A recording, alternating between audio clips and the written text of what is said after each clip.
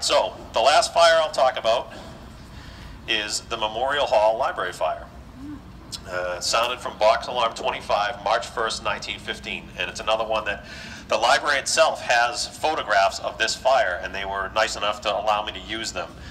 They had them, if you go in the entrance on the Coburn Street side on the ground level, they had the photos displayed in a cabinet as well, so you can check them out, or you can check them out online.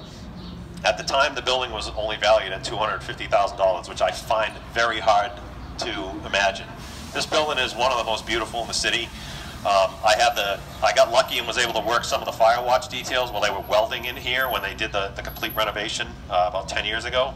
And I've had the unfortunate privilege of having to climb all the way up to the attic of this building in full gear with tools when sprinkler heads broke in that huge attic. I can't understate how big the attic is in this place, because they were able to retrofit all of the heating, ventilation, and air conditioning systems inside the massive, it's like a cathedral almost up there.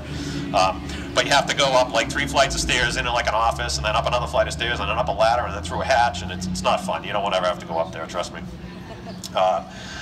So ironically, in 1915, the fire began inside the attic space, or at least that's where it was first discovered. 5 firefighters were injured. The mayor and city hall workers all helped to remove valuable items from the library. At the time, there was, I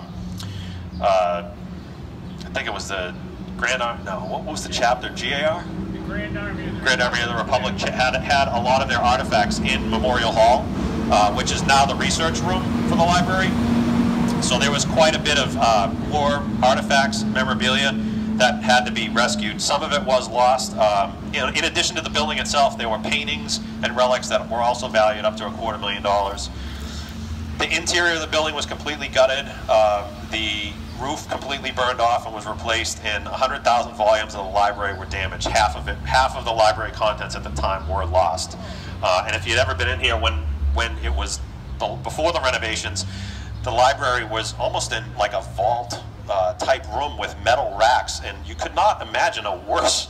There were fire doors that were designed to completely seal it off, but if the fire started in that room, you couldn't imagine a worse possible place for a fire to spread, because it was all metal grate open racks, so it would get plenty of air, and it's all paper and cardboard, so you know, not the best design to prevent fire.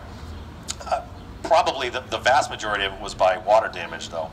The alarm came in 11:15 a.m. It was first reported to the Ray Street Firehouse, ironically. That was the first alarm. Someone ran to the firehouse and then also called the firehouse, and then the box alarm was transmitted.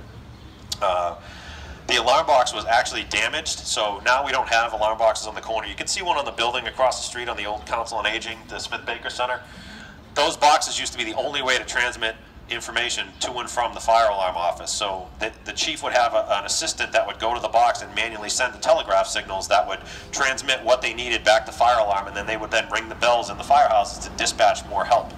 And what's amazing is that from the time that they left the firehouse until the time they came back to the firehouse, there was no way of communicating with them up until almost the 1960s. There were no portable radios. So when you went on a call, you were on the call until you returned to quarters.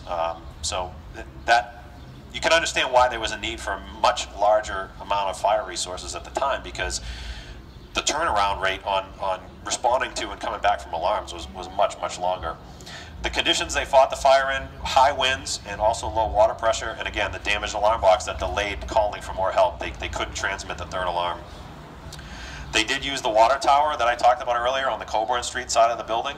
And the irony was that the head librarian had warned of the danger of the storage of the items in the attic years before, and had been constantly asking the city to do something about it, and that ended up being where the fire started.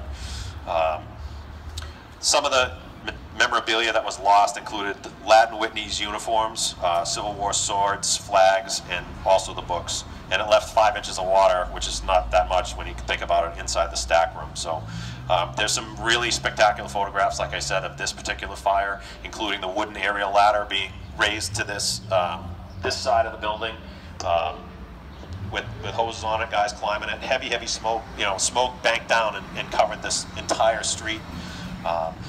Much different. The conditions were much tougher fighting a fire in those days. So, so this is the last one I have. I really thank you guys for hanging in and letting me do a little bit more, because I enjoy it. And you can find me on on Facebook, Lowell Firefighting. Just search Lowell Firefighting on Facebook, and you can get in touch with me, or my email. You can contact me through the fire department. It's my letter J, Strunk at lowellma.gov. That's my city email. Or just stop in the West 6th Street Firehouse sometime when I'm working. So, thank you again. And